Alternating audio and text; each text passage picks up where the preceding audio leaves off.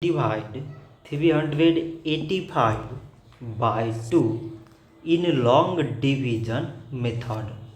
So 2 times 1 means 2. On subtracting we get 1. So now this 1 is less than 2. So we put down the number beside this 8. So now it became 18 and 2 times 9 means 18. On subtracting we get 0. So now again we put down the number beside this 5 and we remove this 0.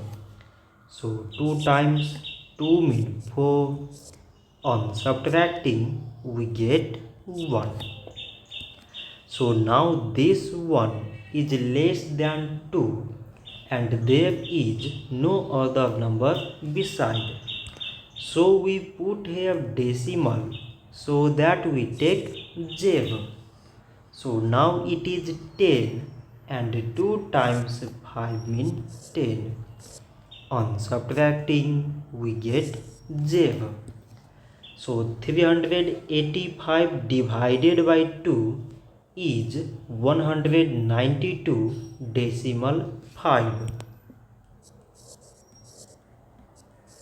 So this much for today and thanks for watching.